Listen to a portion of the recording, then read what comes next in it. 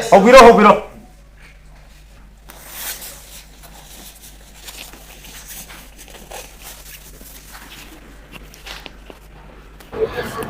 Miyang tabi mo may ampuno po ni TV ta am lokche kai kung gawutse Manipur gi football lovers sing damakta sanabada mapung oina harau jaba sanabada purakpa minchat mayam da chautok jaba Manipuri miyam gi damakta pudun lakche FIFA 450 power talk football gi pai gi chau festival FIFA world Moide so opening khel lo se final match Argentina versus France ani gi sanaga dorba pungja khada ngairaba mikop asida Kanana kagada ge haibagi taning lariba football fan mayam gi damakta pudun lakchuri expert mayam amadi Manipur gi football fan mayam go unabagi mikop amakhakni FIFA 450 power talk nasigi program is sponsored to biribase minu thong amadi sajen thong ani gi marakta leiba Alvec haiba restaurant ni adu restaurant ni nasigi program is sponsored to bibani masigi damakta restaurant bu thagachari come on.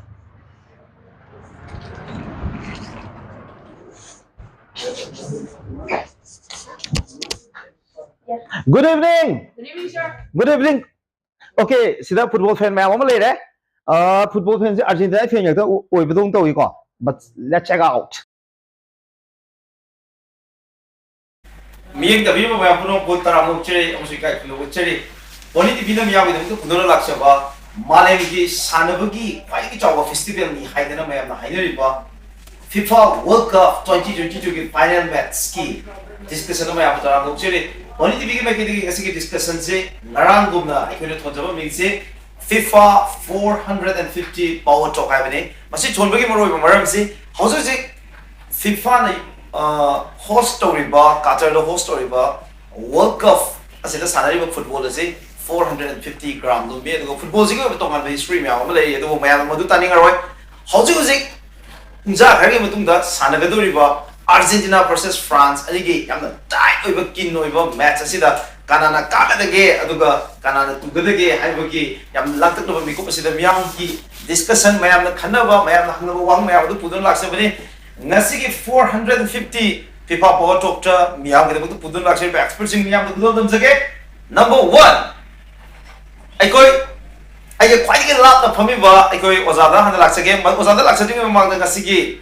program asi Alvec haiba world gi amaming leriba food chain gi Manipur the best of restaurant asina ngasi ko ina sponsor to bani adu ko ngasi phamjari ko phom se Alvec ki restaurant bakta dani mayam so Alvec te lakpira kanda Alvec ki leriba har food item mayam ase mautang bio adu ngasi ki football final gi match ase Alvec te ko mayam yingminari sida hoji TV su lere ko ball ngai bani ko mayam puna ball yenga dori bani adu ngasi ko de join to be expert sing Taram lokse ke Ahmad taram lokse ke Southern Sporting Unit SSU Shingjamai gi hojok ji head coach ne lebi ba Oza wakhare kom samjai Oza bu taram lokse kai khunu uchari thank you very much for joining us Oza Thank you.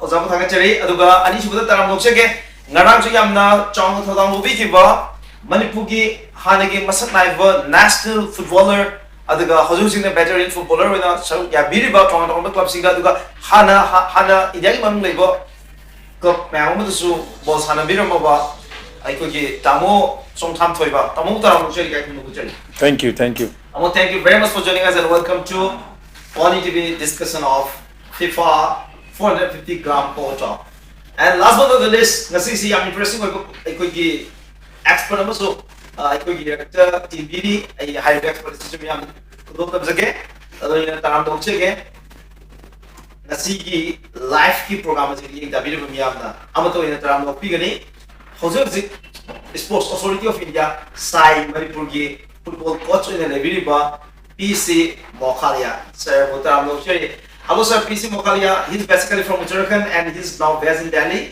and welcome to Pony TV talk for the FIFA World Cup. Thank you.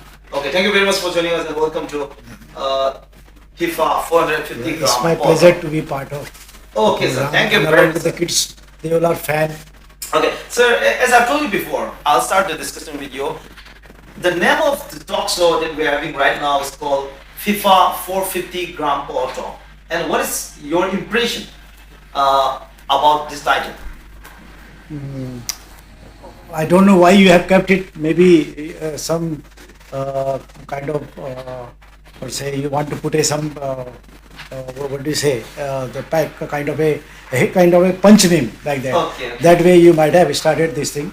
But actually in football we count we say the weight of the ball by ounces. Okay. That's why this is a bit confusing for the others. 450 gram ball, weight of the ball.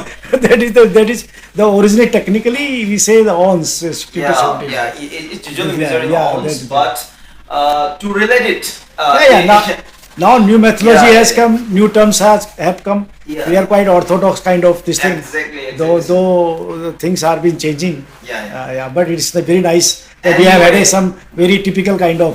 Exactly. The actual weight of the football that is currently playing in Qatar, it's weight around 450 gram. Okay, and that's the reason why we are putting this. That is also with the atmospheric pressure. Okay, that is to be added on that. Exactly, sir. Anyway, अखोई expert ma'am से ma'am सत्ता करके मैं तुमदा अखोई आमना ममल याम लोगों guest खरा मुझे अखोई बर्सी तो नहीं रही अब अखोई मैम से मैम सत्ता से के hello everyone. Okay, this young procs ma'am से they are from one academy Manipur की legendary boxer अखोई मैम ना इचे सरिता है का खंगना बा अखोई इचे सरिता की Sarita Regional Boxing Academy ki sanaroi ngakani, they are all boxer, young boxer ngakani choi dan normally Olympic medal prokani hai tane na sato ribo boxer ngakani. You are all welcome here. Okay, thank you very much for joining us. Noi Argentina ki dress noi shele Argentina ki fan moi doira doira thamoi ki manung lagi oiba fan moi doira natragana just for the sake of ekoi tamu thoi beje Argentina ki fan hai tane noi mam noi fan doira. Are you sure? Yes, sir. So can you promise? Yes, come from heart. Heart. Okay, great. Okay, tamu ini kita ni I recall. Argentina kasi sudah kado man bro. Kagani mo. Kagani hai bagi hazard basa confidence hai. Percentage क्या है 101 no Infinity. Yes. Infinity percentage तक Argentina ना कहाँ के लिए हमने बुका. How about the Papi? France की हमने quite की one of the best player ने है Papi. और इसका माइंड हो गया नहीं. कहीं क्यों तो गए? Chetri would like to talk on that. How they? Why? Argentina का कना है वो की Papi की Messi. Okay, question bang ये को. Nên Argentina pambase. Sika Messi pambaga ani sika nani. Sama ne buka. Argentina da Messi yau juga di still pambara. Pambane ba. Okay, but Argentina da Messi yau buka Argentina da Messi yau buka kar mene pam.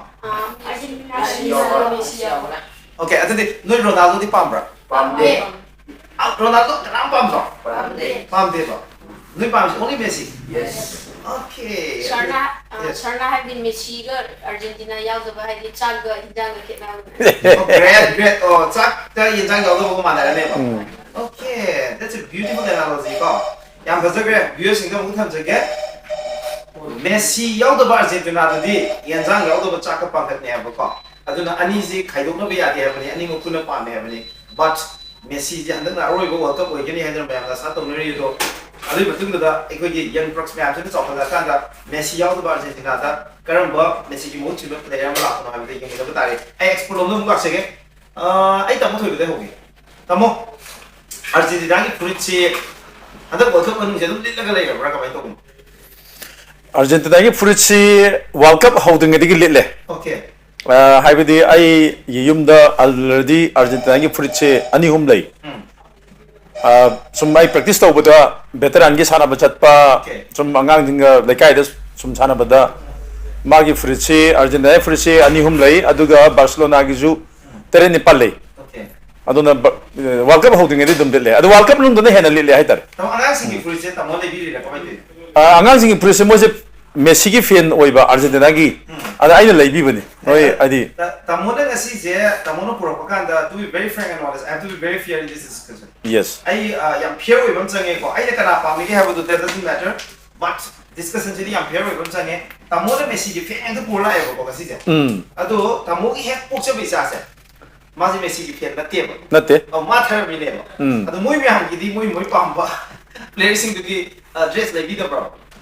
Kenoni, I sana pasi aduga some other, Portugal fans. I tell you, moi dress amam loi lebi. Okay. Ada ngasigi final Messi sassi na haibada maze saning draba.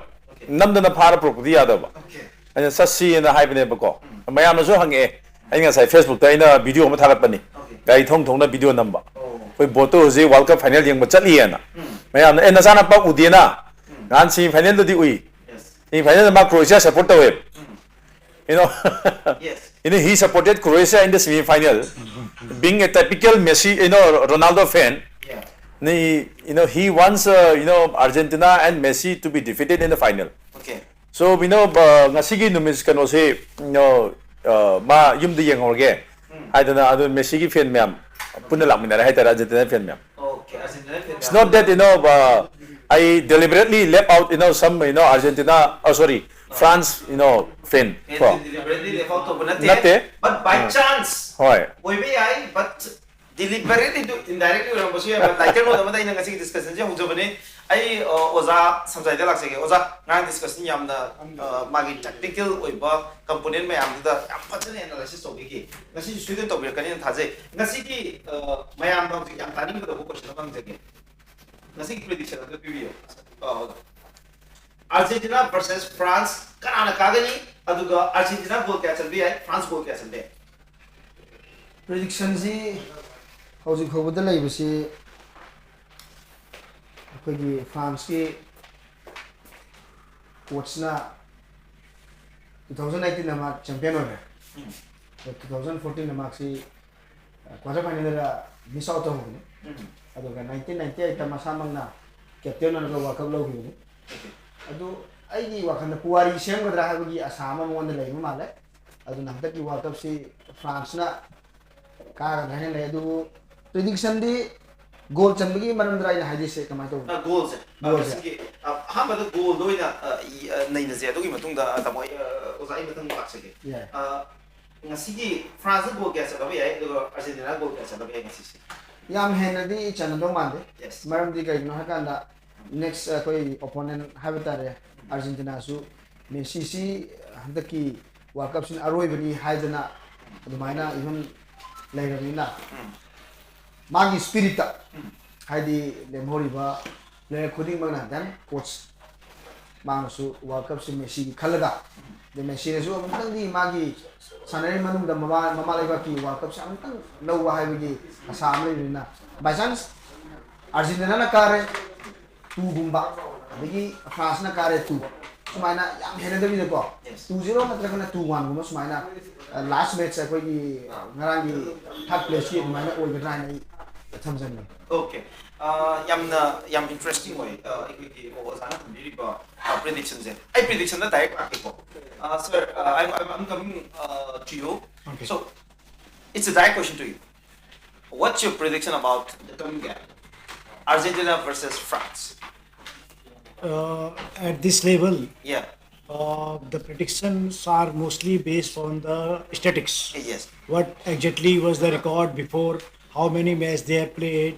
But if you see the Argentina history, Yeah. and being France the last world champion, Yeah. and it is always under, they would always play under pressure, Yeah. because to maintain the performance is a most difficult thing. Okay. And one pressure is also for the Argentina, Yeah. because Messi has not win this award. Yeah. And now the way Messi is in form in the sense means he is playing as a winger, he is playing as a striker, he is playing as a half. Yeah. You can see him roaming every position, everywhere. Yeah. And he's you just see the prediction, this statistics where he has supported his team made in more than the Mbappe.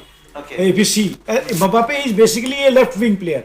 He comes to the strike if the movement is not there, ball is, if that side is blocked, Yeah. then their main striker may not work that way.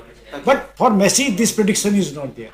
Then from that point of view, Yes. from his genius point of view, Okay. I feel Argentina has the better chance of winning this game. Okay, Argentina has the better chance of winning this game. But what's your actual prediction in terms of the number of goals?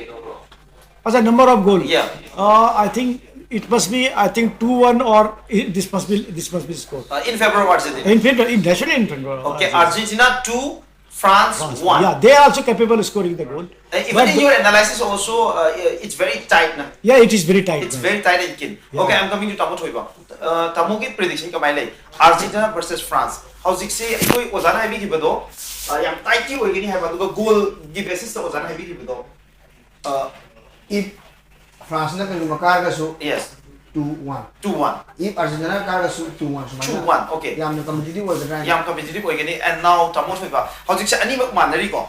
I koi ozagi su manari. Aduga ozani mak kisi manari ko. Coach ani di manari. Player ki. 3-0 in favor of Argentina. Argentina na labor confidence yam bazai ko. 3-0 in favor of Argentina because the team, Yeah. Argentina defeated, has, won the third place game against Morocco. The team defeated by France. Aduna, logically, Argentina na ka team do 3-0 da. Morocco 2-1 da kari nem. Morocco degi mo France 2-0 da kari nem. So if you go by that logic, And one point. Yeah. Second point, and the most important point is this is Messi's yeah, last World Cup match. okay, He has already declared that this should be my last World Cup match. okay, He is no longer. He will not play the next World Cup. Aduna Argentina gi players singna. Not only the 11, bench the family players in the morning hang chang agasu. I feel the labor moy taras in a high tareco. Magina mota. Copa America moina 2021 the low give a candasu. They all played for him. Aduna Agi Wakanda Asagi France Tagi Kitan Canada Argentina Weche. Libe Heli, they will go all out. Aduna, I would say 3-0 in favor of Argentina. okay. I tamo the counter question. Another like say, tamo we don't know football. The conservative that just being a TV host. Yes. I like saying is tamo na high but logic to ki adun the lakanda Argentina na say Saudi Arabia ki makuta mai TV buse. Yes. Adu di kamai game be. Kanone Argentina na Saudi Arabia gi bakut maithi gi base Miraj group stage da match ahum compulsory sanagani. Okay. Ado ahanba match Saudi Arabia ko ado moina yam lightly low rep haidi injury leitana ba adum goal amani chalag karaga khagi group stage progress taraga mogi intensity si knockout stage dagi wangkhadaba na adugi agi wakhani ko aini ujabada Okay. ado unfortunately yam surprisingly ngasagi moina sagi kanoda pugi basi Saudi Arabia mo kutta Yes. I gi mot di mase blessing in disguise haibi ai Okay. haibadi kaigino hai matamda it was a wake up call for Argentina. Okay. Before the World Cup they were the favorites Yeah. ko Obviously. mogi match humak already sold out oigrabane fans all over the world, especially Argentina and Messi fans, wanted to watch their games before the World Cup opening ceremony. All the tickets have been sold out. 3 matches. Ko aduna asagi kaino ne hype ama legibado. Hype to the opposite my first match pogibado. So it was a wake up call for them. It was actually good for them to be defeated in the first match. In 2010 also Spain lost the first game and they went on to win the World Cup. Okay.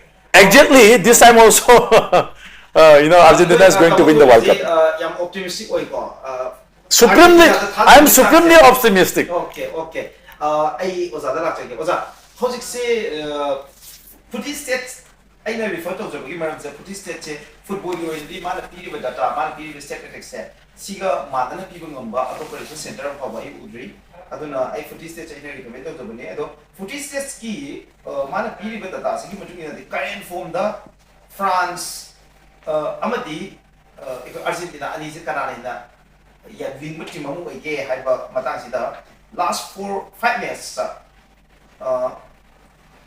key form si game matamda Argentina 2.50 aduga France na 1.90 aduna Argentina is 32% better in terms of point per game handaki World Cup sigi oinadi France teki Argentina na hena hobe hele habani 32% is a big number yam chawbu difference amane kali osa kare bini footage na piri ba magi logical habitat yes adu in terms so me adu football di once field sang ibaganda football gi magi natural plays Yes. tongale adi jik se France ki laiba players ji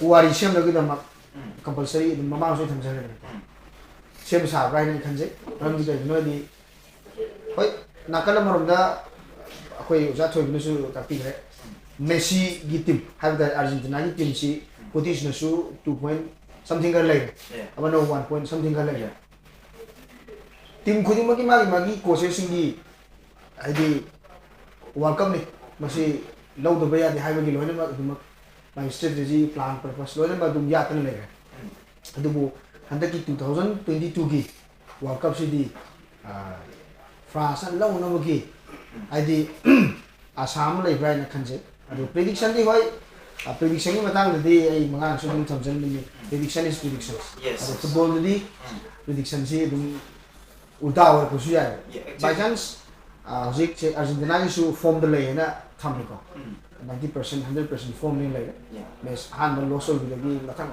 ka ko di hojik Messi gi favor da sana puya hai na su dum panari adu amarom na kalom da France na muji puari sem no gi da hai ba coach that scheme so masamaki 1990 at the captain or the World Cup logo 2014 na quarter final le 2018 na World Cup logo handak lo jar di coach mo bi magi precise pride then mana puri matam da long time da su pula di ko coach some magi country du gi man het hajai body puri adu matum da masana jain da ubni kham de country gi le ramba magi tam kan sele ramba ya ajon ai mo di prediction ni matang si di ai comment tham jamin gre aduga handaki jing sang da jing ja ka ngai si France na ka da ha bi ai mo te di chajo France na ka gani hai bagi ikoi ozana thambir mo chene ngasi gi discussion si yamna hena mapung pha ba aduga divergent view le bisna discussion si mayam di yengi ba mayam si yam ngai ba ikoi gi discussion di oini hai da tha jai aduga ikoi YouTube on the Facebook gi utang ni ingbi ba miyam na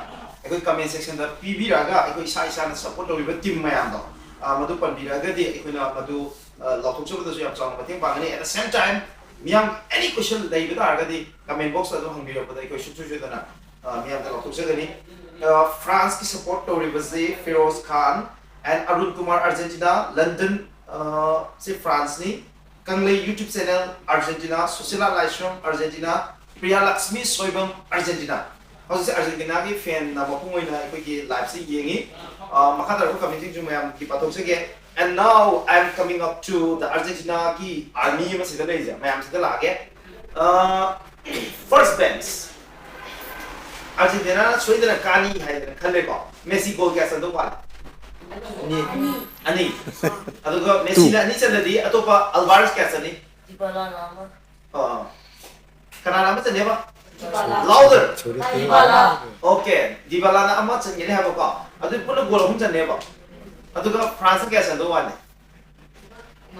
ama kana chane kana na okay aduga kai gumba question ma ge ko do you know Benzema ko footballer ma khang ko khang de ko so last bench khang bro khang de Benzema khang de ko adu Benzema ki Karim Benzema Karim Benzema I ako thoi beda la ge ko tamo France ka Ballon d'Or award lori ba Karim Benzema se hada ki team ji ne yong tar adu erga de France ki national football team je how's it labor? Team Zidiki and a Pazaba team of Moira, we to play. Absolutely, absolutely. You know, Karim Benzema say he was in very good form last season. Yeah. Mayamna Panara Missy France ki strike force se. Mapi lere, adigi Benzema lere ko. Moi nisi maru ino ko. Mamang da front da. Adu midfield se unfortunately midfield su yam strong oi bani. Adu Chelsea ki Kante. Adu ga Pogba. Moi injury oi kiba. Adigi Bayern Munich to sanaba angang amadu maming su kaure. Moi khara moi around 5 players including Benzema haitare ko injury oi gives but still they are performing exceedingly well and nangi question to lagadi Benzema yorma ba it would have been a different story adi tongan ba adu ngasi Argentina soidana kaani hedana tamon chawna ngangam biza masing ngangam to busi ya ni tamon adu de ei dum haigani haibadi football da malay Miraj opponent sina phajari ngai akoi ju saraba nungai okay opponent sina phajari ngai ko opponent sina yam linkhal aba adu experience singi kanoni ko experience player singi opponent sina phajar aba Benzema si yaw suno ba phajani haibi wane ba intensity du wangani France ki team jam strong hoini haibi wane ba but still Argentina su dum haigala kane ba mani Copa America da Brazil thoiraga ne ba Argentina na Copa America lauri je adigi Italy 3-0 da da European champion Italy was defeated by Argentina 3-0 Italy was really good though they did not qualify for the World Cup although Benzema yara madi ana fajani but still as a Argentina's fan Messi fan I would still say that Argentina will defeat France. Okay, Argentina na France se mighty ba successful na people ngamani even if Benzema is there in the team. Benzema yung target there will be a very different story happening. Ai hojekti ekoi side coach laksage side football coach ni adugi amna masak na expert amani adugi namtai koi ngasi ki discussion is the pudun laksabani. Sir, I'm coming up to you. So my question is this. When you're looking at France, okay, how do you see about their strength and their weakness? Okay, France has biggest weakness is their defense. Defense, yes, exactly. Strength is their defense. Yeah, especially their defense. Because whenever the opponent team has gone into the penalty area, they have penetrated them. Okay. Yeah, they have saved the goal means the ball was tracking on them. Okay. But not by defense. Not by defense, not by tackling, but the ball hit them. Ball is hitting them. They were putting their hand like that. You see, this is the weakness against the Messi, because Messi has got a kind of a skill and his genius. What do you say? Vision and dribble like that he can disturb any defense. 3-4 players also he can disturb like anything. And they don't have, and the France defense I find from the first match I'm seeing, there I find that there is a lot of gap, lot of means you can dribble any time to them. Their goalkeeper is very good. Otherwise, there would have been a different story. Number 2 thing, like in prediction sense, you see before the World Cup, the Brazil has got the biggest statistical data. Yeah, exactly. This team will win like anything, this and that. Unfortunately, Neymar was out for 2-3 due to injury, and he could not come into pace. And now the game, the football is a kind of game which depend on what player is in what form. If a player is in top form, you can't stop him. Okay. Because this is a art and science both. Okay. And you believe that Messi is in top form now. Okay. I think one of the best form of his career. Absolutely. That what I feel by if you see his matches, because I have been watching them again and again, because every football pundit is watching his movement. Okay. Apart from having because his center of gravity is such a low and his foot movements are low, the opponents, especially in penalty area, they are scared to tackle also. Okay. Because they know once they tackle wrongly, it is a penalty. Right? Okay. That advantage he has got. Number 1. Number 2, his movement, his passing sense. You see, whenever he has passed, he has never seen to his opponent. Okay. His teammate. He never seen. Yeah. He passes with his sense. If I'm moving with the ball, where the opponent would have been, where my teammate would have been. There is a great understanding between the 3-4 strikers he has got, and he plays for half. If he's needed in half, he goes into half position, and that's why the. So coming to that, when you're talking about his skill on passing, and in the last semi-final, the last assist, that he was giving to Alvarez. Yeah. It was amazing. How do you read it? If in fact we cannot read these football players' mind. Okay. We are not. I don't think we are much capable of understanding their. Very frankly speaking, we are not especially able to up to that level. Up to their level, we cannot comment on their game. Okay. What like Maradona when he used to play, Yeah. nobody could predict, even football pundit of Europe and Latin American style, because he has a fusion of European and Latin American football. The style is different. Okay, so I want to ask one question here. So you have seen the play of Maradona, right? Yeah. And you have seen the play of Pele also. Yeah, of course. Okay, then so we are born in the time of Ronaldo and Messi, and we haven't have any chance to watch all those matches. Yeah, we go to watch it through YouTube and all. No, But same thing. From Same thing. From That your own experience, how do you rate Messi from Pele? Messi and Pele. Yeah. Okay. See, first thing is that both are not beyond comparison. You cannot comparison with that era and that era. Okay, yeah. Now the tactical part That's and true. methodology and playing game is absolutely changed. But if the skill point of view, Yeah. if you assess Pele I think has got a lot of similarity. I should say Messi has got a lot of similarity with the Pele. Absolutely. He's all doses. Okay. Messi's all doses. If you see the YouTube Pele's, even today I was seeing the Pele's skill, that Pele has done this before, Pele has done this before, exactly. Pele has done this before. So that way, but that time the game was very much individualistic was there. But nowadays team is very much a team game, and out of that, if somebody is there as an individualistic player, it is a great, miracle to the team. Yeah. Or boon to the team. Yeah. During Pele time, Garincha and so many players were there. They were individually very good. Okay. They used to play very much individual game, Okay. and that game had a lot of fun for the public. From there, they became world became fan of the Brazil. Okay. The wing play and their individual dribbling. Okay. But now it is not that much possible, because the way the tactics has come up, new 3-3-4, 4-2-4. I don't know how many formation of play has come up to block the player. Okay, thank you very much. One more thing, last thing I want to add. Nowadays the main schemer is defense. You see, before it did not used to be there. If you see all the games, you will find stopper back, full back.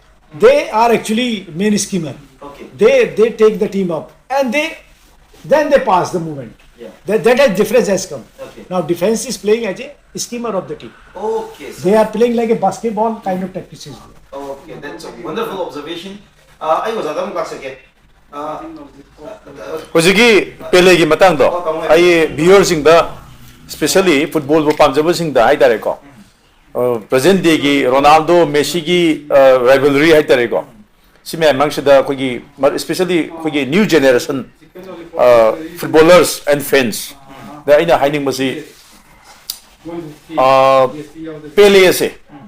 When Hindi the line namne dana. Bab hota hai, beta.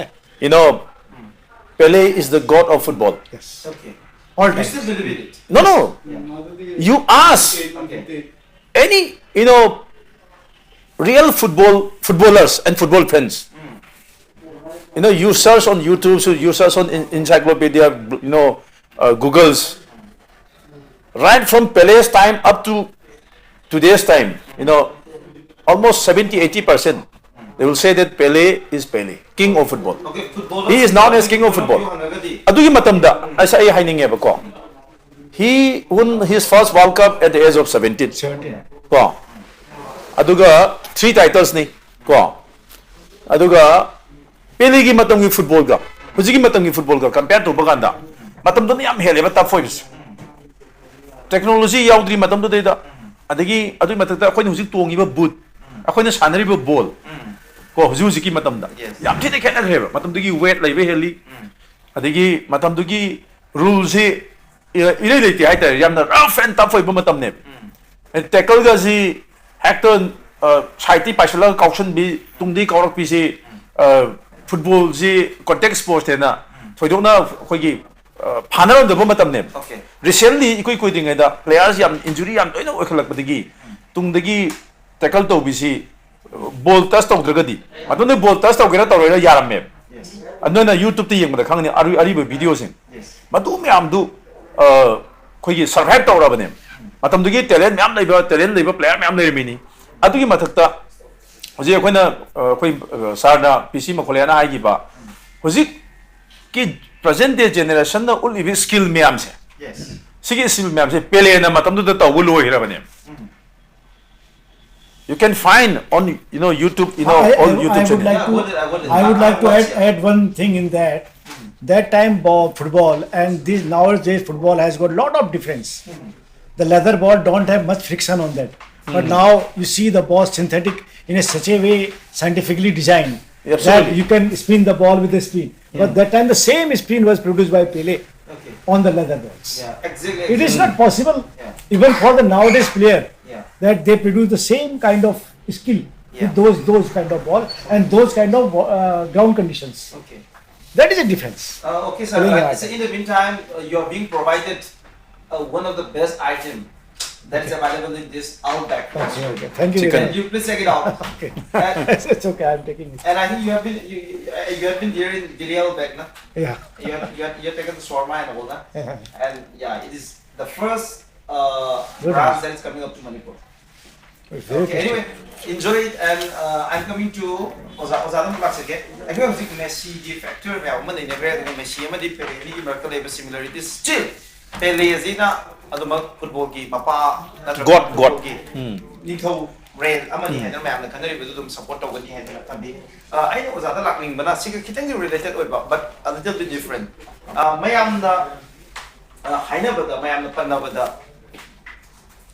ꯑꯩꯈꯣꯏꯅ Ronaldo ꯑꯃꯗꯤ Messi ꯑꯅꯤꯒꯤ ꯏꯔꯥꯗ ꯑꯩꯈꯣꯏꯅ ꯄꯣꯛꯍꯧꯕ ꯑꯗꯨꯒ ꯃꯈꯣꯏꯒꯤ ꯃꯦꯠꯁꯁꯦ ꯂꯥꯏꯚꯇ ꯌꯦꯡꯕꯒꯤ ꯈꯨꯗꯣꯡꯆꯥꯕ ꯐꯪꯍꯧꯕꯁꯦ ꯃꯁꯤꯒꯤꯁꯦ it's ꯑ blessing ꯑꯃꯅꯤ ꯍꯥꯏꯗꯅ it's not going to happen again ꯑꯅ ꯍꯥꯏꯕꯒꯤ ꯋꯥꯐꯝ ꯑꯃ ꯃꯁꯤ ꯇꯨꯡꯗ ꯁꯨꯡꯊꯣꯛ ꯊꯣꯛꯂꯛꯇꯕ ꯌꯥꯏ ꯍꯥꯏꯗꯅ ꯀꯟꯁꯤꯁꯇꯦꯟꯁꯤ ꯂꯩꯅ ꯆꯍꯤ 15ꯗꯒꯤꯅ 20 ꯐꯥꯎꯕꯒꯤ ꯆꯥꯡꯗ ꯏꯟꯇꯔꯅꯦꯁꯅꯦꯜ ꯐꯨꯠꯕꯣꯜꯗ ꯇꯣꯞ ꯄ꯭ꯂꯦꯌꯔ ꯑꯣꯏꯅ ꯂꯩꯕ ꯄ꯭ꯂꯦꯌꯔ ꯑꯅꯤꯁꯦ ꯌꯥꯝ ꯀꯝꯄꯤꯇꯤꯇꯤꯚ ꯑꯣꯏꯅ ꯂꯩꯕ ꯄ꯭ꯂꯦꯌꯔ ꯑꯅꯤꯈꯛ ꯑꯩꯈꯣꯏꯅ ꯐꯪꯕꯁꯦ ꯃꯁꯤꯒꯤꯁꯤ ꯃꯤꯑꯣꯏꯕꯒꯤ ꯄꯨꯋꯥꯔꯤꯗ ꯑꯃꯨꯛ ꯍꯟꯅ ꯊꯣꯛꯂꯛꯇꯕ ꯌꯥꯏ ꯍꯥꯏꯕꯒꯤ ꯋꯥꯐꯝ ꯑꯃ ꯃꯌꯥꯝꯅ ꯍꯥꯏꯅꯕ ꯑꯃ ꯂꯩ ꯑꯣꯖꯥꯒꯤ ꯃꯣꯠ ꯀꯩ ꯂꯩ ꯌꯥꯝꯅ ꯆꯨꯝꯕ ꯋꯥꯐꯝꯅꯤ ꯊꯝꯖꯅꯤꯡꯉꯤ ꯅꯠꯇꯦ ꯍꯧꯖꯤꯛ ꯍꯧꯖꯤꯛ ꯂꯩꯔꯤꯕ ꯑꯩꯈꯣꯏꯒꯤ ꯔꯣꯅꯥꯜꯗꯣꯒ ꯃꯦꯁꯤ ꯀꯝꯄꯦꯔꯤꯖꯟꯁꯤ ꯌꯦꯡꯕ ꯀꯥꯟꯗꯗꯤ ꯃꯦꯁꯤꯅ ꯏꯟꯕꯣꯔꯟ ꯀ꯭ꯋꯥꯂꯤꯇꯤ ꯂꯩ ꯑꯣꯀꯦ ꯒꯣꯗ ꯒꯤꯐꯇꯦꯠ ꯍꯥꯏꯕ ꯇꯥꯔꯦ ꯑꯣꯀꯦ ꯑꯗꯨꯒ ꯔꯣꯅꯥꯜꯗꯣꯁꯤꯅ ꯀꯔꯤ ꯍꯥꯏꯇꯥꯔꯦ ꯈꯔ ꯍꯥꯔꯗ ꯋꯥꯔꯛ ꯑꯗꯨꯃꯥꯏꯅ ꯊꯝꯅꯤꯡꯉꯤ ꯑꯗꯨꯒ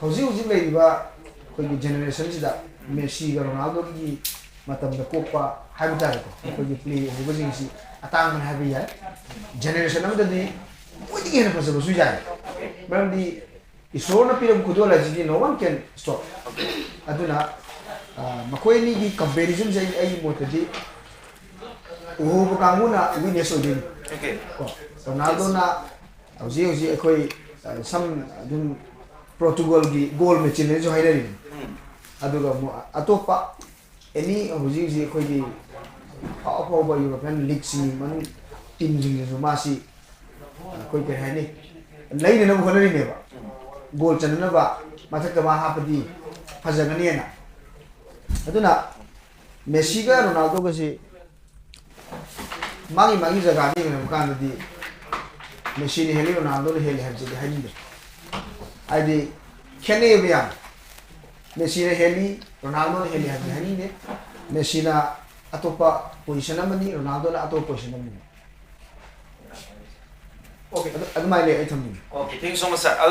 ꯑꯩ ꯑꯣꯖꯥꯅ ꯃꯈꯥ ꯇꯥꯅ ꯂꯥꯛꯆꯅꯤꯡꯕꯁꯦ ꯉꯁꯤꯒꯤ ꯒꯦꯝꯗ ꯑꯃꯨꯛ ꯂꯥꯛꯀꯥꯟꯗ ꯉꯁꯤꯗ ꯃꯦꯁꯤ ꯐꯦꯛꯇꯔꯁꯦ ꯁꯤ ꯀꯌꯥꯃꯨꯛ ꯌꯥꯝꯅ ꯆꯥꯎꯅ ꯉꯁꯤꯒꯤ ꯑꯥꯔꯖꯦꯟꯇꯤꯅꯥ ꯚꯔꯁꯦꯁ ꯐ꯭ꯔꯥꯟꯁꯁꯤꯗ ꯂꯩꯒꯗꯒꯦ ꯍꯥꯏꯕꯁꯤꯅ ꯃꯦꯁꯤꯅ ꯃꯦꯁꯤꯒꯤ ꯐꯦꯛꯇꯔꯁꯦ ꯃꯦꯁꯤꯁꯤ ꯉꯁꯥꯏ ꯑꯩꯈꯣꯏ ꯑꯣꯖꯥ ꯄꯤ ꯁꯤꯅꯁꯨ ꯊꯝꯕꯤꯈ꯭ꯔꯦꯀꯣ ꯃꯦꯁꯤꯁꯤ ꯏꯟꯀꯝꯄꯦꯔꯦꯕꯜ ꯑꯣꯏꯕ Sai France ko. France ta lai ji ngasai left ni na mai tek to kane na ini ne khale ba. Si yaw ko France ka ga ni hai na ko ozan thaza beri se. France ka na yaw bu gi. Masi kano ne France ta simak yawe hai gi kano ni le jadri ko. Aduga ngasai history yeng bakan da France na lau na bagi sem sa ba do. Adu we ga dra hai gi ai kano ne. Mathakta se khoi gi match ko dinu gi goal chali ba jarat. Hoji hana ni ma ju form de leram de. Match ani hum jamak si goal chanba sumure. Yes. Striker hoi se khoi gi Argentina gi ju Alvarez. Striker hoi se khoi gi Argentina gi ju Alvarez. Yang promising oi ba aduga Manchester City da ju sanari ba leram ni. Aduna Jerasi ayam ba goal yam changan ba aduga yam na kaya ni ali ba hatar ko senior ore mo senior ba ko di striker mo ore aduga ko di maba pesu dum hojiki lei ba irasi de yam ba yam na force oi ba aduga ma quick speed agility lei ba aduga ba winger mane panari na duna makoi ni combination then ko Griezmann yam na haising ba ko di kaya hatar opponent gi karai da space hang ba lei karam kan etik to bani ha gi kai makhra mo du sun lai aduna France na ka bani ha gi adu gum gi mo na thazu ga lei gi na sum thaz oza games hosik games zi hau ga do only 1 hour ka ngai pung ma ka ngai game hau ga do zi mayam su game yam ka ngai na ri marak sida game hau gi sum ai khoi na khanara kan da game gi first 20 minutes kamai sana ko mali ki manis France ki lei ji 4-2-3-1 ne magi ayamba match ki magi system ha ba okay aduna aduga Argentina ge sane ji 1-4-4-2 ne adu ani si aina khan ba de two na goal chan na bagi ani ji khara strike to ran khala by then after 20 minutes matung da di team mani gi magi han da gi Argentina na sana kade mo si last 2018 da France ki mo ta de ho ne ba mo si yes aduna hadak ki di ko lo da baya de na mo si gi team hada Argentina to kan sana kani amarom da mo ai ko na mamang da ka gi bor ga ju team ji sai mamang da expert ko yo sa sino tambi gre form da level team mo ri bo ji ko pa America lori then atopa apa ho go team ne ama mai ti pino ba ji ji World Cup ki final stage sana de ngai le bane adana team mani si ele khan ba di fast sai 20 to 30 minutes di atu ma tikana sana ga dai le mam di ga no kan da hana chalaga di advantage oi bin team ko de mo ki chan be ya bi to ko zan lei ne khan bra first 20 minutes da mase ai di mo to di san ba ya bi khudong sa ba di lai ga ne tha se mam di ga no kan da sai gi kare ne team mani maksi World Cup hai ji buari shemu de ne ko aduna timani si no chan gadra ni khala do kana han san ni ha bi de ha bi ngam dra aduga chan badi soidena chan ga ne ha bi asa ga half time for the form phajana sana ga da bazi according to the stats stats mayam ki tata mayam gi matung ina di Argentina 73% better way hai first half ta Argentina na ka ba ngam gi wo chok gi chance 80% ni aduga France na ka ba ngam gi chance 40% ni aduga second half ta Argentina ka ba ngam gi it's again 70% ni aduga France na ka ba ngam gi chang 60% ni haidana sumai i sigile state sida ozagi kamai ni yembe still France na hena kankhalak pa aduga Argentina na second half ta khare na sondar pagi state chamade piri kamai ni be masi football si ayam mana ko gi fast 15 to 20 minutes di strike to the opponent pa tamna mana logically then state zero ni maya ma process ni tamne adu World Cup hai si di bitri gi manu da khwai gi chaw ba adu ba platform ne hajeri aduna team mani si ngasai gi state ki matung ni di Argentina na 70 above like aduga France na 60% di makhala le pa ai mo to di last koi 2 games koi kenu gi yeng seba koi gi France ko first half second half ani si 30 plus la ko matam da team si yam strong oi oi adi ma di hoi khara yam na kare hani fazada bu gum oi adu gi strategy yeng maka di dum sa ma da sana ga dran khale France okay sang ama da France sana ga na khale hojik ball si yam kanai yeng ngai ba Manipur in Harold may am represent ba Argentina gi friend group ama ko sida ga sida mo chula ke last bench and everyone wake up tumni ga bo tumni le ball ki cham ning ga bo ning ga ado Messi le goal hada chane na som da hai ga ba mi kara han do man ge Messi na han chal han ge okay ado question na bang ge ne no Messi na yam ka han ge ko Argentina yam ka ning ge ado by any chance Argentina sing si ka hodro adi ka mai to ni no kane ka hodro ga di ka mai to da ge kane ko so ina ka di no se ba Argentina ado by any chance ngasi Argentina se ka hodro adu di ka mai to ni no Puri lo thuk ni hai bom de ra ati di any more answer nuai roi ba sa ni nuai roi ra chak cha hori si chume ko de suppose jam cha hori chume ko it's good na adu khayam cha hori ko adu ga atopa de free to kan hai bom yaw re nuai roi bom yaw re atopa any more answer kap ka de si khuda ga ko okay kap poi to ba hum se ke gi no Sir, kapag sir, natin. Po ba siya puro kayo kapte ba? puro ba tu ba ki chance mo ri te ba aduna there is no chance of crying natra tu ba chance mo ri te aduna sunga kap po have ne ba adu bo tu ta ga di kap ka ni ha ba kang mu ji ori ado boxer na kapra hanga di kamai to ni boxer se sing kapra kape ba o ai khoina khan ba da di boxer se kap ga hiram dong wan de ko boxer ra ga di mo di mi phuga ai bene ko kap ga hiram dong wan de do noi kap ti kape ba ko sem bro kap sing ko na tha ga lo ne chung normally kap ya wi sing do pun sida ang kap tri sing do ko tha ga pun sida ang kap tri ba kape ba ko okay adu di boxer so ikap ba mani ko adu di chama la re na noi ko ko mana re ko adu ngasi si Argentina ki ai last match noi hum dang ge ba ko Messi na ta ba noi khang ba player hai ro Argentina ki Di Maria. kan hai ro kan hai ro Ibala. adu di khang dro ba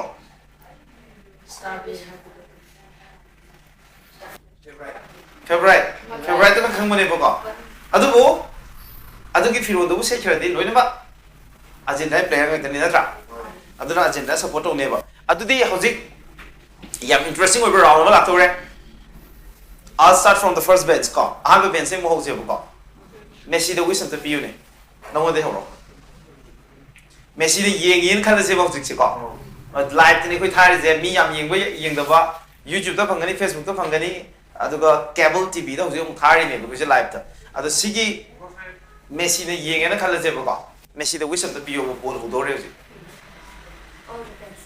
kaganayo All the best. nang kahani yu sang yu yong na kanayo All the best. all the best adu sign gam to ro sumai ga to okay next All the best, Argentina. atiti Good luck, Messi. great uno stand up Good luck, Messi. okay mai si focus re ko madang nang gi haro so camera dong so lo All the best. so yes so camera All the best to Messi. okay amu ko to ro nang gi am phase All the best to Messi. Messi last three how I start from you All the best, Messi. This FIFA World Cup. okay lo ro ba yam tien na hai da okay mathang di All the best to Messi. mathang di last the most handsome All the best, okay Very smart, eh? okay now another yam interesting question amo hanga ge ko first round ge kan hai si ko kan hai si ba okay ai changa ge ti ko nang na ta aduga wari cha se bo su okay Messi ga nang uno be chance phang ta ba ko Messi ga uno be chance phang ta ge nang Messi da kari question hanga nang hak ta khali ngai da khan ba lore nang kai heng ngani nang khan la yo ko nang te khan la yo adu nang hang da do nang khan lore ba loi dre nang su loi dre ba lore khang question kai heng ni nang kamai no khona ba no sina hang ga de ba ko adu ga atai di lore ba ya fa zo it's a beautiful question ba ko si ko di go oh nang ni go ha Ortiso ke kuwa kuzen your bro ai dingi no urkhul dingi ni ko oza sing kuwa kubi ko urkhul ki iki boxers na young boxers na Messi da question ma ngani kari nang kamai no ko na bra hai den question ma ngani abni tamani ko kin bol ba ko le ka kan ko ki ai si da la ge nang kai ngani Messi da question Messi da mana suka kamai ko da ke na ngani ba ko chắc ăn nó question đi à rồi vậy, cứ đi hàng rồi vậy, nâng chắc ăn nó question hàng người đó gọi là đi Messi cũng nói là rồi, à đó, mà nó có question nó khá là ngộ, nó cái gì vậy? Nâng football cái máy nó sản nó bao nhiêu game hàng cái này bao nhiêu? Ok, à đó cái cái question hàng cái, kita kan nak hero, nâng gì? Ha. Nangi skill se kamaina tawraga nangonde yarakra haiba question se hangane it's very beautiful koi gi yamna kwai gi thona lei ba succession olympic ta boxing the gold medal lor kanya na asa to ya be naw ne kar ba question hangane esida si world cup ka da Mesina Argentina si kai tawini Argentina ngata kai ba question se igyan da ko Argentina ki players hoy mayam sanabi ata go moi ngata kai tawini Argentina ki sanabadi yaudriba player mayam du kidamakta Messi nangna kari tobi gadage haidan hangane basi question se beautiful beautiful amazing please give it a for this Mr. Handsome let me know Atul Setri where from Koi ngai dagi ne bako Atul Setri yam phajaba question ma legre sit down mathang ai khun ngai question ho do ba ni se kai ke question ang ni yeah ankle बढ़िया है ये Messi ke tumai phone ni kamai na phau ga dage ha ba ko natra na hing du se na ming du kai ha no ung si pai na kai dagi no ur khul dage ung si pai na Messi da hang du question se ai su nang do no phau ni kamai na phau ga dage ha ba si ko soi da phau ni kong si ung si pai wishing you all the best nang no mo phau ra kan da nang ni simu ko nang brother mo soi da nang phau kan ha me na ko sit down okay last question na kai khalla na tan khang gi ge ra nang karamana Aduh dah hungry, question ni kam hungry. Kau tahu tu nanti berapa hari berapa? karamana hot nan Kamai nak kena tinggi, apa? Kamai nak ibu kamai nak kena tinggi, apa? Is that the question? Okay, question kau ada kalau mana kau? Aduh kau mau hari berapa kau? Anyway, nanti hangga tu question tu, isu itu hangga itu ini kau. Now, ikut, orang Singapura kelas ke? Yamna light oiba lighter vibe makak ekoi carry torga chaklore ai hojik se serious note amula age ai tamoda ke mo jage tamo hojik se cool chanbaki matang da aina mamang stats na university yang kan da Argentina na last 10 match yang matam da goal hana chanbaja 100% Argentina na goal hana chanlisin in every match Argentina na goal hana chanli hai bani aduga France na goal hana chanbaje 50% amadi France na goal hana chanli in last 10 match aduga 50% amadi France na goal chanli hai bani to budu France na goal chanla su ka ba no chance amadi mo da lei si kamai yik be Argentina na hana goal chanli hai Argentina ka sana ba game system madu ni ngasagi spirit haise ahambada oza samjai na su thamgiba sagi first pagi half an hours ki time se 30 minutes ki time se seda khogi high intensity da ko Argentina na for the last few years sanarakpa adigi semi final match da khogi first 25 minutes mu se Croatia na khara offensively sanai ko adubu chance phungba kan da haitare counter attack ta Argentina na goal ama hana chali na ko adi penalty fangaga haitare ko Yes. aduna Argentina da akhoi Argentina gi fan amoina aduga football lover amoina haitare ko jigi high state to the base toroga Yeah. chances are very high for Argentina to score the first goal in this final match Okay. aduga they will defend the lead ko Yeah. until the very last second. Hoi moi defend tamne na aduga championship haitare ko world champion oigani habigi thajaba fazana lei. Okay, sir. So I'm coming to you. Looking at the stats about the kind of game they played per minute. From 0 to 15 minutes, Argentina is Argentina has a chance of scoring goal at the rate of 9%. And France has a chance of scoring goal by 12%. And from 16 to 30, Argentina 9%. There is a rate or the chance of scoring a goal, 16 to 30. And then France only 8%, very less. And then from 31 to 45 minutes, that is at the end of the first half, Argentina has a chance of around 24% for scoring a goal, and France is no less. They have the chance of around 20% of scoring a goal. And coming to the second half, from 46 to 60 minutes, 18% of scoring a goal, and this time France is coming up ahead of Argentina, and it is 24% of scoring a goal from 61 to 75 minutes. And the last time zone, that is 76 to 90 minutes, Argentina 21% and France 24%. Looking at these stats, so what you can see is that in the first half, Argentina is better, but in the second half, France is better. And how do you look at it?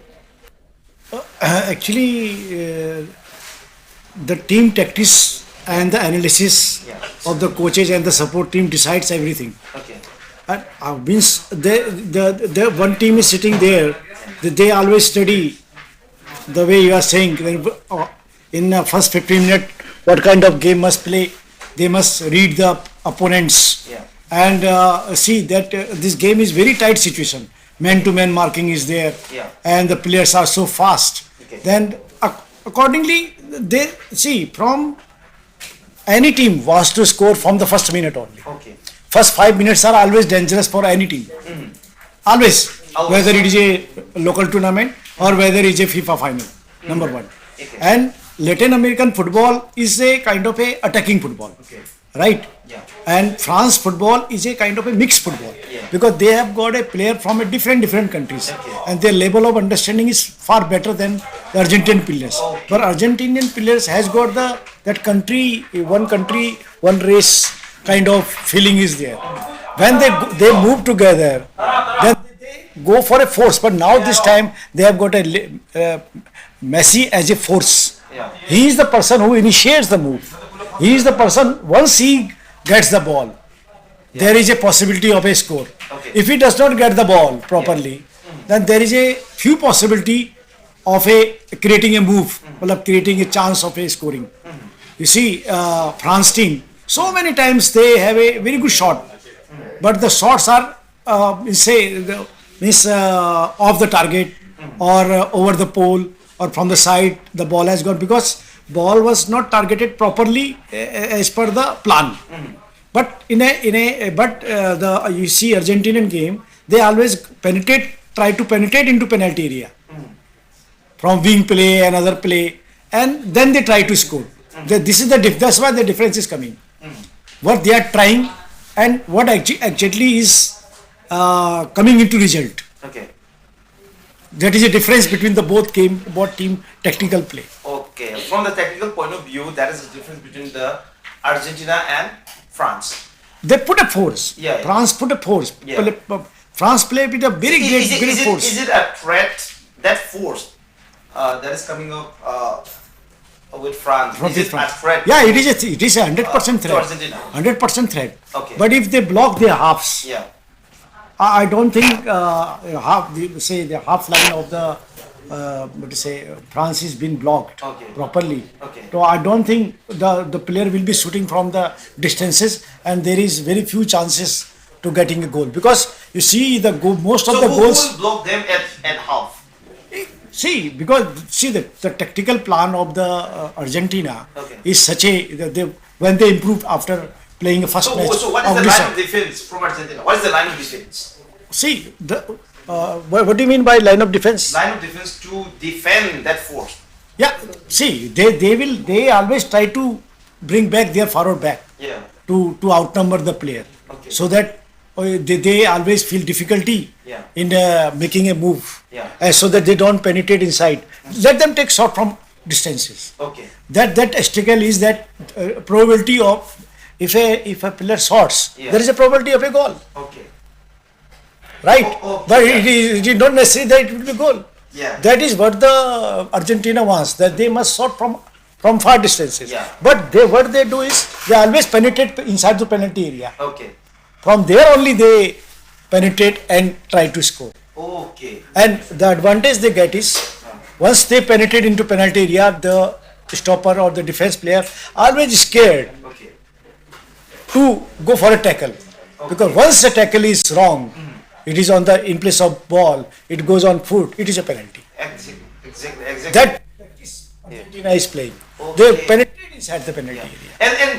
And they're getting a lot of opportunity. Yeah. They are succeeding on that. Okay. Argentina ki koi sarna haibiri base for viewers sing the mukta tamjake.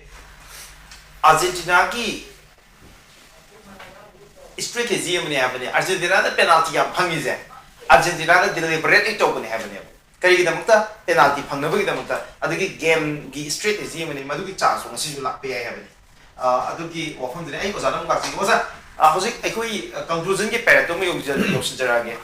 Kaba pubagi matang di khedum nganare aikoi ozani na haire bisina Argentina na kaba ngani habane. Moi na kaba ngani haire bisisu 2-1 gi goal gi ratio do dani. Argentina na goal ani chanba aduga France na goal ma chi soidena chanaba ya hebagi question duni aduga ikoi tamo thoibena hairambana Argentina na 3-0 da kagani habani adu makti prediction ma yamjida chu pangde adugo Argentina ko yam nungsiba adu Argentina ki strength yam thajo misa moina thamba mali aduga ikoi tamo na thambi bedu su ani maksina 2-1 da dum kaba yabagi chance ma dum nei habani adu hopefully France ka gani habagi thajo bamdi tamo yam kana fungdo pe matang sida by any chance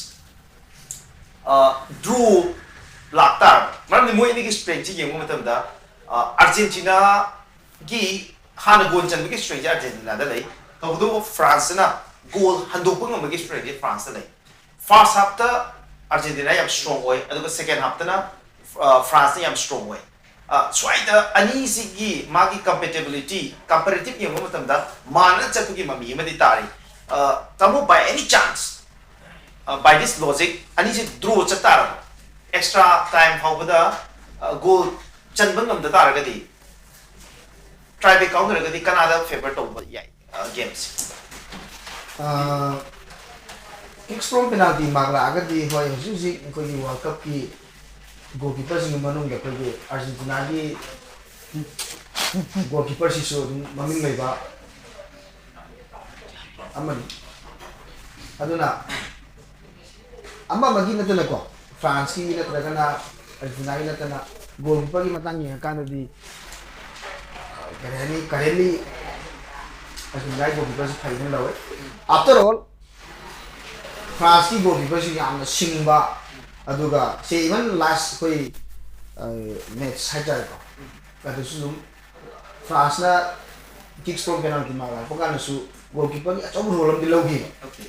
adana ani si dum Mana ka dikhale goalkeeper si only just by luck highway ki kauriba adi sport da ki kauriba ki kicker hatare mongo da su goalkeeper du gi haisi du bukanda some nervous athosu dum yaw aduna masidi kicks from penalty ma aga di masidi vision si di kikarna ngasagi chumna kawak jagadi madu asoy budi ani maksi dum chama naga try din law ena mot okay a chance chance hai di kai gino di gam not so distance jaga am da mita trama tu try to gi jaga da kaw de na aduna goalkeeper na so ngasagi my experience sigi hojiti France ki players ho lekin Argentina ki players ho acho ba European ni lagi ba league tu sana player ate loi ur banga tene aduna adu ki sagi kaw do ri ba ki gar sina mari sunu kaw gon ni khara kana kaw ka do ri bra tan kaw ka dra bu di observation le hai adu kicker no khande ji ma ai kaw do jaga kham na kitam hale na bu kitam kan na kaw ha ba ma adula kana aduna ani ji ki marta kana hata manarap lagi kan? Okay, manarap lagi ni apa ni? Matang sidang asigi FIFA 450 gram auto si lotion lagi tan jatuh loser ke? Lotion lagi memang dah, मैं आपको थम्सनी मुझे ngasigi game si it's a very special. It's going to be history. Wah, ini kita pun match apa ni? Argentina support over miam with full will the support over you. Aduga France over miam so full will the support over you. Karena nak kaget lagi apa tu macam Messi ये सुसोई शुरू कंगनी house फाउ बदा एक ये point TV के थम्सरी prediction से अनीनी Argentina ना कारक जो 2-1 अदुगा फ्रांस ना कारक जो 2-1 अदुगा एक ये एक्सपर्ट में हम के ओपिनियन की मतुंगे थम्सरो ऑब्जर्वेशन दा ट्राई पे कोई तारक दी यामना किन एंड टाइट कोई दी तो कनाना कारक दे के है इट इज अनप्रेडिक्टेबल है बनी मधुदी गेम दु उरका ना मैं हम दगी मैं आपको ना ये मिनर से मैं आपको ना खंगिनर से अदो मैं आपको ना FIFA की फाइनल फुटबॉल मैच कातर द पांथु इवा अर्जेंटीना वर्सेस फ्रांस से मियंग दाबियो मियाम ना मियंग दाबियो को सिंग दु दा कोई क्वालिटी भी लाग सके तो मियाम को ना भी ता जा हो सके मैं आपको मुखन इकाई को कुछ रे आगे चल thank you